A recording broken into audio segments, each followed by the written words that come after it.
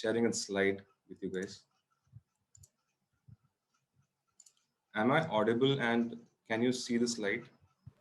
Yes, Ajay, all good. All right. Okay. So for today's evening meditation, let's all turn to Numbers 13. Numbers 13 is a point where it's a pivotal point for the Israelite community, and so Numbers 13 is quite important. Just to give you a brief update of what the whole thing is. Genesis, the book of Genesis basically talks about how it all began. Creation, how Noah's story, then Abraham's story. Book of Exodus talks about how one man became one nation, how Moses is leading his people and how God redeemed his people. And through this, and brought his people out of slavery. Now, book of Leviticus talks about God with his people and calls them to be holy. So, all the Levitical laws, all the boring laws that we see in the book of Numbers, and you start snoring, reading one law after the other, cut this, cut that, put the blood, sprinkle the blood here, and all that stuff. When we hear like what's wrong with what's wrong with Moses, who probably would have written it, or what's wrong with the Lord, so much, so complicated things. But Leviticus tells us that God is with his people and calls them to be holy. That is the epitome, the foundation of the book of Leviticus. Now we come to the book of Numbers. Numbers is quite important. Book of Numbers is all about warfare. It is all about warfare. It is continuation with the book of Exodus.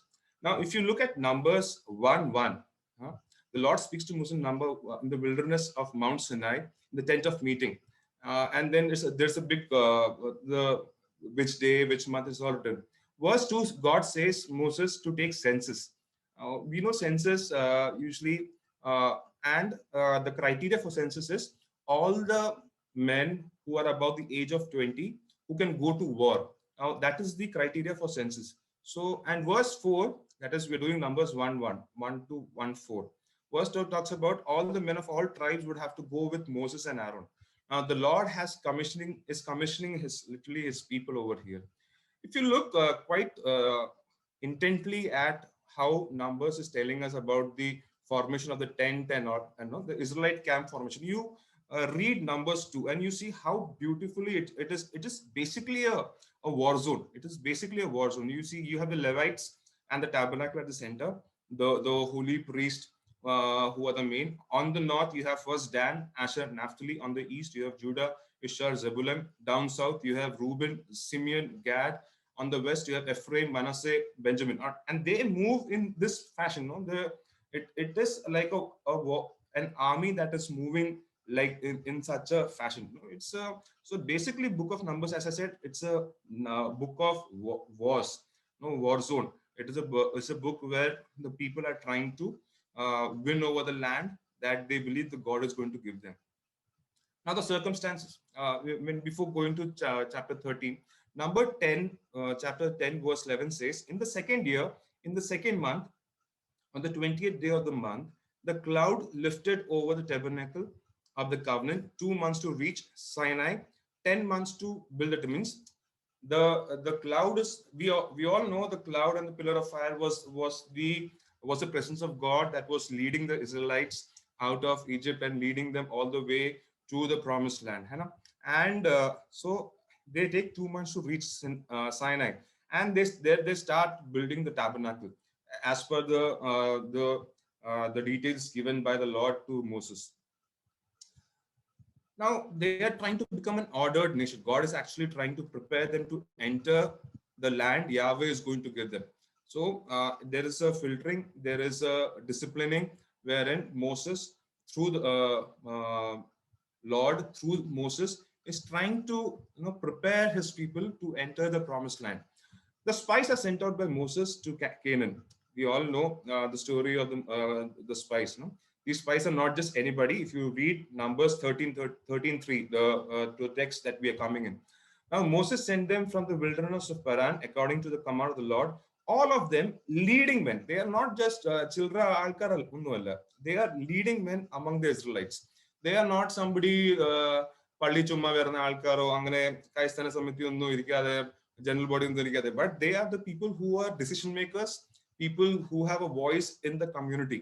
And these are the people who are the are the spies who have been sent, who have been chosen to be sent.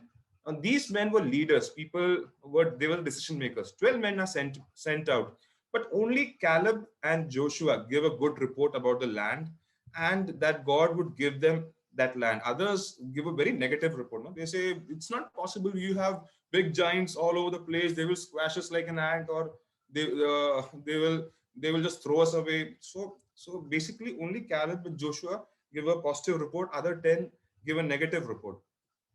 Now, there was a person called Reynold Nielboer. Reynold Nielboer was an American Protestant theologian. American theologian.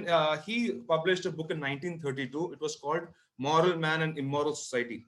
Now, the thesis of Reynold Nielboer was, see, when a person is by individual, all by himself, he tends to do good. As in, a person like in India, for example, in Indian condition, I would say, see, a person would just won't barge into a shop and start uh, attacking the shopkeeper or do anything. Would uh, break things. He would not do it by himself. But when he comes together with the people, moral man, immoral society, when he comes with the group, this man does not have an identity of himself. He is a part of a community, a bigger community, and therefore to do something immoral, it is easy for them to do. Moral man, as a single individual, when you go to a shop, you might not barge in, or you might not break things, you might not pick up fight with the shopkeeper. But as you go with a group of people, right, you would have seen in Indian televisions, how fundamentalist groups are going on, literally attacking people on the basis of Hindutva movement. So basically, Reynold Nielboer said, moral man, immoral society. Basically, the same concept can be applied here. And Caleb and Joshua, as individuals, are willing to stand up for what is morally right. The immoral society, the 10 people who come together, give a very varied experience and a report to the people and the leaders and to Moses. Now, the spies were sent out by Moses to Canaan. They traveled 40 days gathering information. Despite the fact they understand God's promise for them, they consider that this land cannot be taken. Now, they know that God had already promised them the land, but still they think they cannot take up the land. Now, the spy report, Numbers 13, 27, 29 says, and they told him, we came to the land to which you sent us. It is flowing with milk and honey, and this is its fruits. And they got big, big grapes and milk. They got the stuff. Yet the people who live in the land are strong, and the towns are fortified and very large. And besides, we saw the descendants of Anak there. The Amalekites live in the land of Negev. The Hittites, Jebusites, and the Amorites live in the hill country.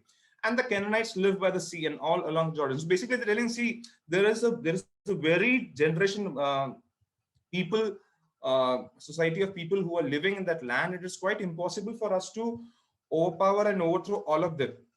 We know the land is good. We know it is flowing with milk and honey. We know we have seen its fruits. Yet we as individuals are not capable enough to throw them out. They don't trust God, and as a result, God decides that these who do not believe in God won't enter the promised land. God is very clear. You don't believe me, that's okay. Done. So as a result, for next 38 years, the book of Numbers tells us how they wander in the desert aimlessly. Now they were supposed to enter the promised land. No, Numbers 13 is they're supposed to enter the promised land. But because of their unfaithfulness, their unbelief, what happens to them? The next 38 years, the whole generation is wandering aimlessly in the desert. Now, these are those who are above the age of 20, youngsters like you and me. I'm 35, old man. Youngsters, people like you.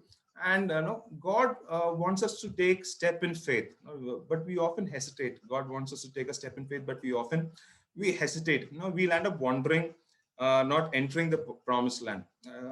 As Sachin was pugurtifying me, and I was preparing for this, I was thinking about that point when I had gone for a proto car, as in the car was about to get launched, and so we had this design team who had to do the final checking and hand over the car to the production unit. So we went there and everything was done, and I was in Seoul. It was my last day in South Korea, and so the night before boarding my flight back to Chennai, I was all that night in my bedroom, in my hotel bedroom, where I was. I was wondering, God, I know you called me for this, but no, you know the struggles in the family, the financial struggles, the what people would say, and all that stuff. Everything was all messed up. Like so, the whole night was I could not sleep, and then the next day we took a flight from Seoul to Hong Kong, from Hong Kong to Chennai. And I reached Hong Kong. I met this one, my South Korean boss who was going to Europe. His name is Sam Lee. I forgot his name. So yeah, so he's a good Christian. I just shared with him, sir. I have this. He said, take a step in faith. Take a step in faith. And I reached Chennai. Uh, and within a week, I put down my papers, and all my boss, my seniors, everybody was shocked. Today, when I look back, no, I was happy that I took that decision. Though I loved working with Hyundai Motors, their work ethics is quite exceptional.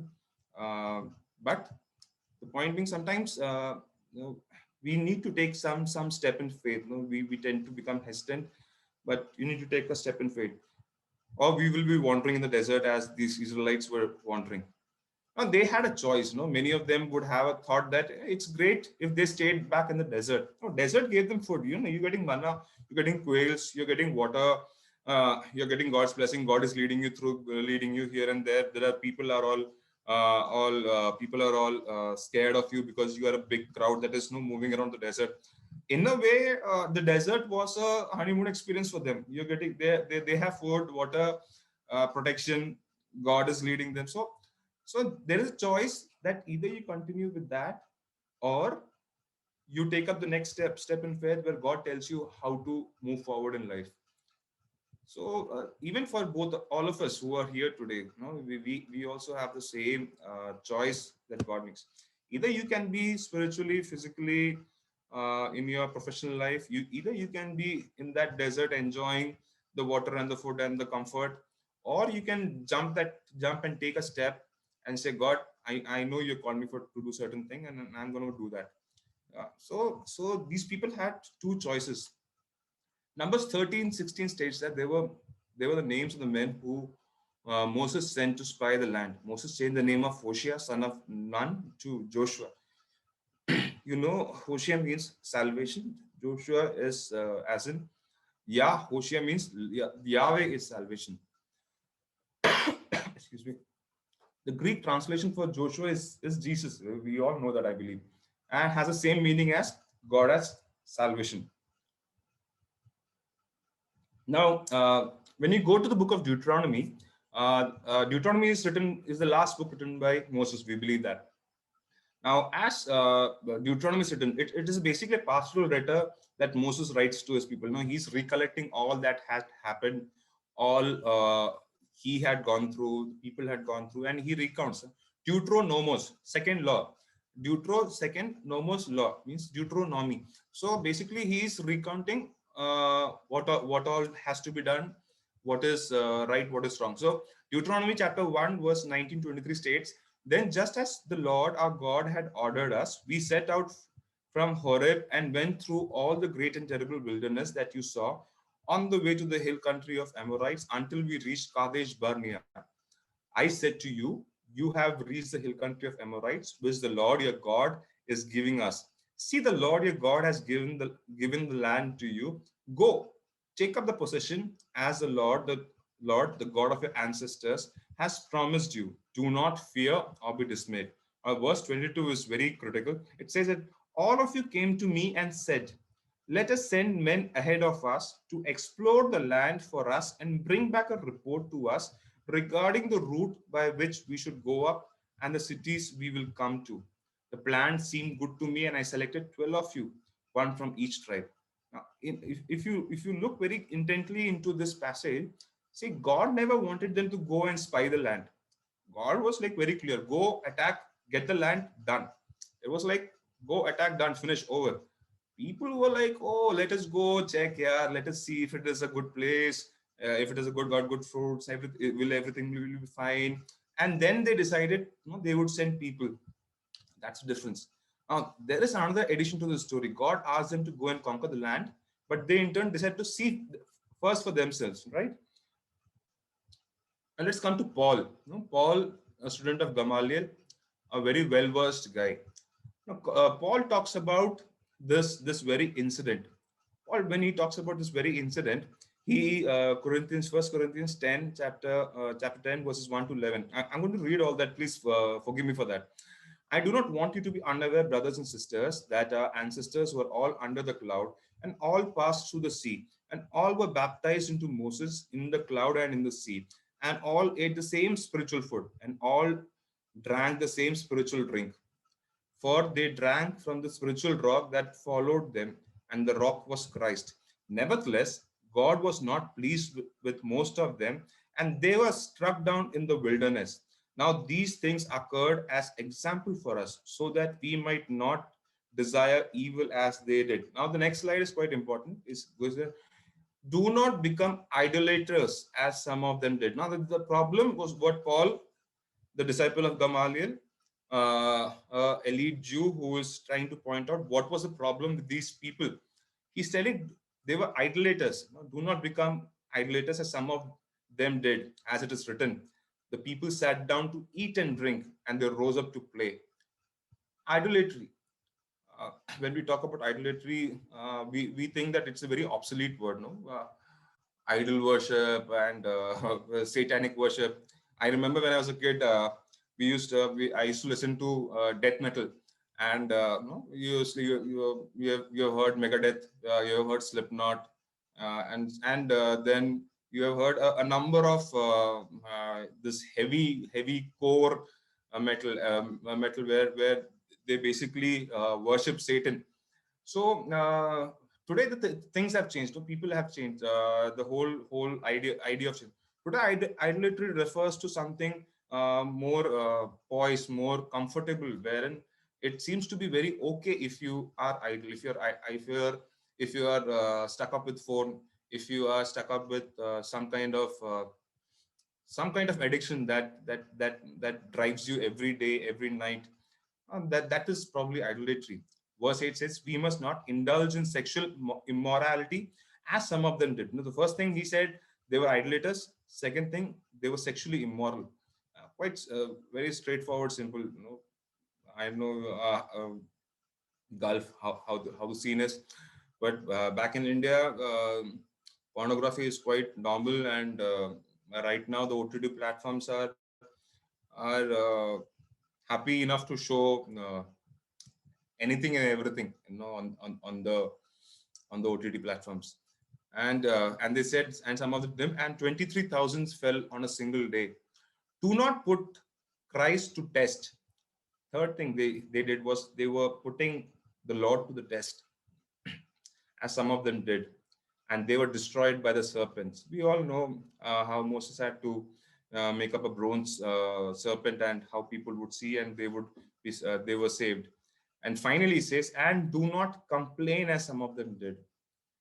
The four things Paul states about these people, it says one is idolatry, second is sexual immorality, second is putting the Lord to test, and fourth is complaining.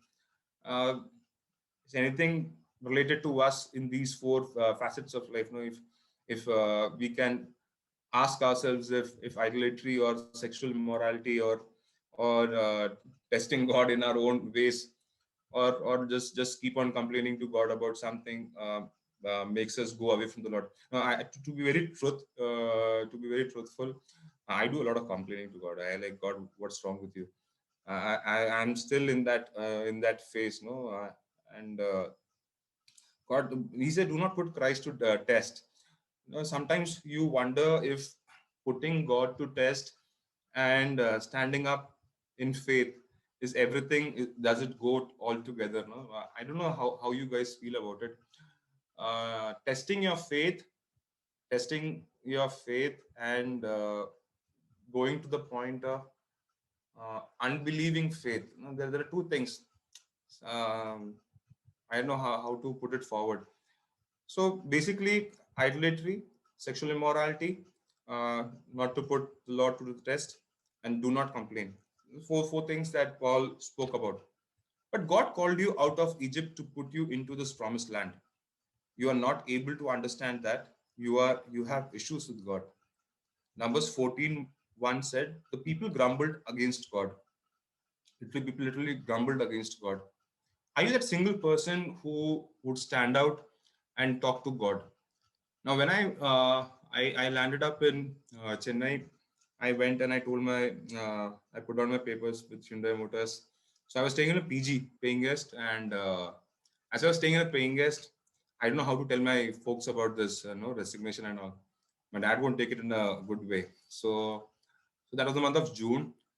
I booked a flight back to Delhi, and I reached Delhi. I reached home, and I'm with all my luggage. Both sides I have luggage in my hand. And I tell my dad, Dad, I left my job. I want to go for ministry, full-time ministry. It's like, are you mad? He's like, how much are you earning now? I said, almost 60,000-70,000 a month. I'm drawing that much. You know how much an Achan earns? And I said, probably 6,000, 7,000. And then he was like, do you think will you be able to survive in 6,000, 7,000 a month? And I was like, I'm not sure, but I believe God will lead me through. And we had a really loud conversation right at the doorstep of our apartments, right at the doorstep, and probably the whole apartments would have people would have heard our conversation. And eventually I just passed out of my house. I went to Delhi Diocese office, the Armana, and I saw Mahesh Achan, who's right now again presiding over as Delhi Diocese secretary. So I saw Mahesh Achan, and I told him, Acha, this is the issue. He said, don't worry, we'll talk to Paulo Sirmeni. And then I was sent to Shadol. 2 years I worked in Shadol as a teacher in a village. I was getting 3,000 rupees a month. I don't know how to cook. So the first struggle was how to use 3,000 uh, rupees a month wisely in order to cook, use it for your travel. So first few months were, it was like my bank balance was being draining out because I didn't know what to do. And so slowly as things progressed, slowly you came to know how to do things. And 2 years of my life, my folks never spoke to me. I remember 2013 I left my job. 2014 my dad on my birthday, he calls me up, and morning 8 or something, he calls me up and said, "Eda nee enne chadichu parnu." Very uh, very rude, very angry. Um, he just spoke for 6 seconds and he cut the call. Now he hasn't spoken to me for 6 years, like 1 year, or like one whole year. We never spoke. He never inquired if I was alive, if I what I was doing, and and mom was in a very bad condition because she doesn't know whom to support, and she has to be with her husband, obviously. And I was in that village, and I wondered, God, what is that? What is it that you want me to do? No, I would sit in that old hut where I was staying, and at night, this no, that the blinking thing, I forgot. Okay, whatever it is. Minamini? The firefly. Yeah, the firefly would come around, and I would see that. I would see the firefly, and I would say, okay, there is a bit of hope. But that is all philosophy. In reality, you're nowhere. You have no family. Suddenly, your friends have cut you off. I was actually engaged to a girl, by the way, before getting jumping into this, and she was doing her doctoral studies from abroad, and both our families thought that no, oh, two intellectual guys, they'll all come together, we'll have intellectual kids and all. But that never happened. And as soon as they came to know that I left my job for this, they were like, okay, that's it, we're closing out. So suddenly everybody who was close to me, everybody just vanished. Like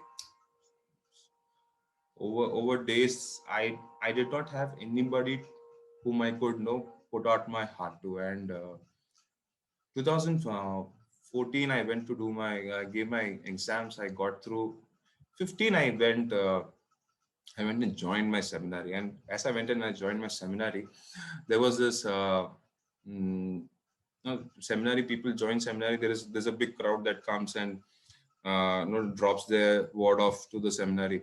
So the guy is coming in to join seminary. He's just literally bringing a big bus or a big minivan. So a lot of people, a lot of relatives, they're all prayerful. They're coming. They're dropping their kid off. I was like, okay. I had three suitcases, 2 or 3 suitcases. I dumped that into a car, took a taxi, and I reached seminary.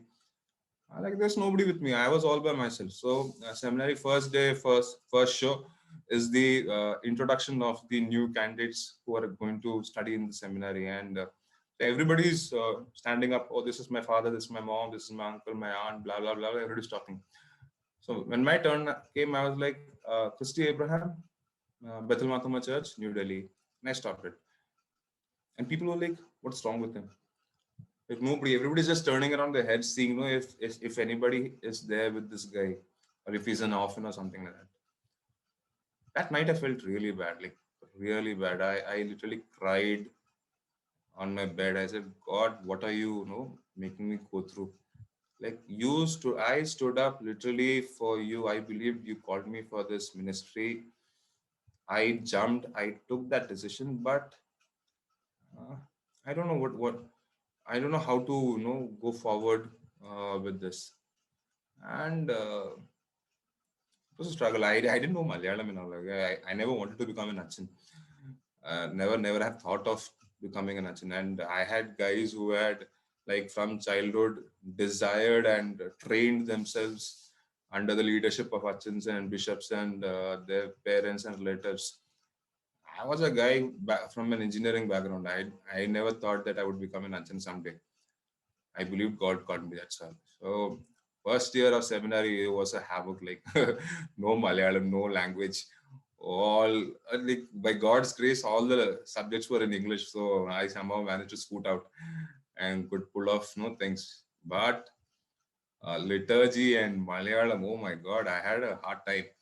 And I'm like, God, seriously, you want me to be into this field? Seriously, like this is Mathoma Church is all Malayali guys, folks, people from Malayali background. Not anybody else is accepted here. We continue to do, and so when people would go for Onam vacations, people would go for Christmas vacations, people would go home to their place. I would stay back in the hostel. I did not have a place to stay. I didn't know where to go to. So I would stay back in the hostel, or be all by myself, try to download some movies and take out time, read some books. And all the faculty attendants were very kind to just call me for dinner or lunch sometime or the other. 2016, around the month of I think August or September, it was the Onam time. So അങ്ങനെ ആ സമയത്തും എല്ലാവരും വീട്ടിൽ പോയിരിക്കുക. all my the whole seminar is empty. Everybody's gone home. I am all by myself in the seminar, in the hostel. And my principal Prakash Achin knew the whole story, so he was quite okay with it. So I'm in my room, I'm just doing something, and that's when my dad calls me, and dad is like, Christy, എവിടെ? ഞാൻ പറഞ്ഞു, പപ്പ ഹോസ്റ്റലില്ല, സെമിനാറില്ല, പുന്നവേലിലോട്ട് വാ. So Punaveli is our hometown, and I said, what's wrong with it? We haven't spoken for almost 3 years, 2013, 2016, we haven't spoken. And now he's calling me to go home. So I took the next Champakara bus to Punaveli. I reached home. So our house was under construction. This was just all messed up. 2 small rooms of the old house remaining. And Dad was cooking food, and he's like, we had lunch together. And then I was like, I'm leaving because White Amban, there's no bus to go back. Kerala is still obsolete in regard to transportation. So it's like, എനിക്കൊരു കാര്യം പറയാം, പോകുന്നതിന് മുമ്പ് പ്രാർത്ഥിച്ചിട്ട് പോകാൻ പറഞ്ഞു. And I was shocked. And said, let us pray. He took hold of my hand and he knelt. He made me kneel down and he prayed and he blessed me and he made me go back to my seminary. The whole bus travel, no, literally, I was crying. I was like, what happened to my dad? I don't know what happened to my dad. No, literally, something God did some miraculous thing that no, God just changed his heart. He literally cried and prayed and sent me back to seminary. നല്ലതായിട്ട് പഠിക്കണം ദൈവത്തിന് വേണ്ടി നല്ലതായിട്ട് പ്രവർത്തിക്കണം be faithful to God in what all we are called for. I was shocked. I was like, this man has not spoken to me for 3 long years. 3 long years he never spoke to me because I left my job and I jumped into ministry. Sometimes it is good to take a decision, jump into a decision believing that God will lead us through. 2019 I got ordained. My dad ran around doing everything. We are good friends now. If we speak for over an hour. We talk literally everything from politics to church, anything and everything under the sun. Life's experience, man. Like this number's 30. No, you those people who were there with you, who were there, they also had a choice to believe in the Lord, the promise that the Lord had given them, but they chose to neglect that. When God had asked them to just go and conquer, they decided to first go and spy out. And Paul talks about the 4 evils inside them: immorality, testing God, sexual immorality, idolatry, and complaining to God. Probably, I would have fallen for all the 4. I don't know about you. God calls us to be holy, and God calls us to take steps in faith. Now, when God literally threw them out, the whole assembly cried if they would die in Egypt or in the desert. And that's what exactly God allowed them to do. These people never entered the promised land. The whole generation that spoke against God never entered the promised land. And the personal cost to the will of God is too high for them to bear. Too high for them to bear. Consequences. Numbers 14:11 says, the Lord said to Moses, how long will these people treat me with contempt? How long will they refuse to believe in me in spite of all the signs I have performed among them? These are people who were loved by God. Deuteronomy 4:37-38 says, because he loved your ancestors and chose their descendants after them, he brought you out of Egypt in his presence and with great strength to drive out before you nations greater and stronger than you, and to bring you into their land and to give it to you for your inheritance as it is today. And God knows, God says that no, the people whom you are going to fight, those people are stronger, they are greater, they have bigger strength. But the presence of the Lord and his great strength will lead us.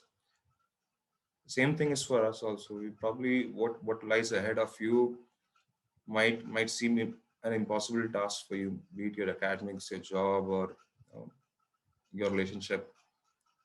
But sometimes God wants you to take that step in faith. And as you take the step in faith, God will lead you through.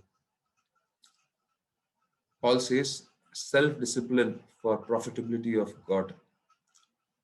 Are we here for only blessings? Excuse me. Or will we work for God? 1 Corinthians 9:27 states, but I will punish my body and enslave it, so that after proclaiming to others, I myself should not be disqualified. Now, the word disqualified is from the Greek word adokimos, which basically means worthless, non-profitable. But I punish my body and enslave it, so that after proclaiming to others, I myself should not be worthless. I myself should not be non-profitable. God calls you, all of us, to take steps in faith, to be strong in the word of God. When God tells us to do certain things, it is not our